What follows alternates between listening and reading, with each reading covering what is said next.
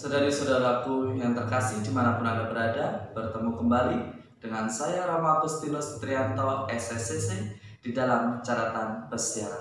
Saudari-saudaraku yang terkasih di dalam Yesus Kristus, jelas dikatakan bahwa sabda Allah adalah air kehidupan yang sifatnya abadi dan menyegarkan bagi persiaran hidup kita. Saudari-saudaraku yang terkasih dimanapun Anda berada, selamat pagi.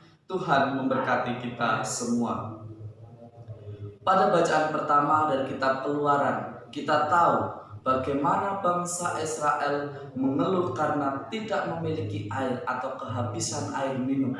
Dia bersungut-sungut kepada Bapa untuk meminta air agar dahaganya, rasa hausnya dihilangkan. Dan karena belas kasih Allah, akhirnya mereka pun mendapatkan apa yang dia inginkan. Tetapi di sini kita diingatkan bahwa kita hendaknya di dalam perjalanan hidup jangan hanya mengingat Allah ketika kita membutuhkan, ketika kita sedang di dalam kecemasan, ketika kita sedang di dalam kekurangan, baru kita mengingat dan menyembah Allah serta memohon dengan penuh ketulusan meminta air. Saudari-saudaraku yang terkasih, di dalam hidup kita mesti belajar untuk tetap setia di dalam doa, untuk tetap setia di dalam hidup sesuai dengan nilai-nilai luhur sebagai anak-anak Allah. Saudari-saudaraku yang terkasih, di dalam bacaan yang kedua kitab Roma, dari surat Rasul Paulus kepada jemaat di Roma, kita diingatkan untuk selalu berpegang pada Kristus yang telah mengorbankan nyawanya demi keselamatan kita. Amat sangat jarang manusia mau mengorbankan nyawanya, kecuali orang itu memang orang yang baik, orang yang rela mengorbankan nyawanya untuk kebaikan bersama. Kebaikan yang ia perjuangkan tidak dapat dia tempuh dengan cara-cara lain kecuali dengan mengorbankan diri. Ada beberapa orang, tetapi kita diingatkan bahwa kita diselamatkan dengan pengorbanan Yesus. Jangan kita sia-siakan masa pertobatan ini. Jangan kita buang cuma-cuma masa yang sungguh istimewa, retret agung ini. Mari kita belajar untuk menghayati hidup kita semakin menjadi orang yang lebih beriman dan lebih rendah hati serta menghargai perbedaan.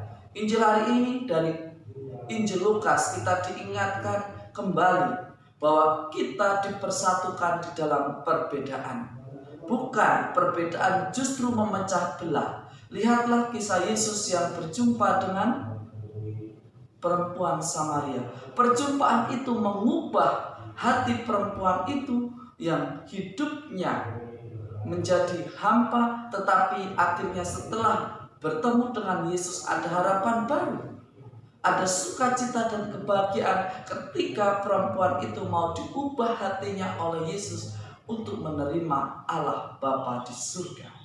Saudari-saudaraku yang terkasih, terkadang dengan cap-cap yang kita berikan kepada orang-orang, akhirnya kita menghambat orang itu untuk menemukan keselamatan dengan kehadiran kita.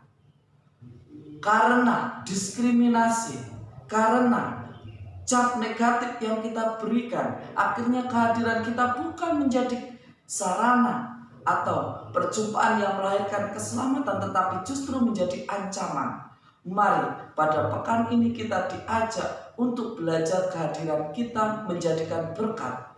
Perjumpaan kita dengan sesama kita membuat sesama kita menyadari bahwa sabda Allah adalah air kehidupan yang menyegarkan dan membuat hidup kita semakin berarti. Saudari-saudaraku yang terkasih, jangan takut untuk menjadi sarana perjumpaan bagi sesama kita dengan Tuhan untuk merasakan segarnya sang air kehidupan sejati yang mampu mengubah hidup sesama kita menjadi lebih berarti dan menjadi lebih bermakna. Tuhan memberkati kita semua dalam nama Bapa dan Putera dan Roh Kudus. Amin. Dan semoga minggu ini kita semua selalu diberikan berkat rahmat melimpah oleh Tuhan. Dan tetap ingat selalu bersama keluarga di dalam sukacita. Tuhan memberkati kita semua dan selamat pagi serta selamat berminggu bersama keluarga, sahabat, dan teman kenalan. Amin.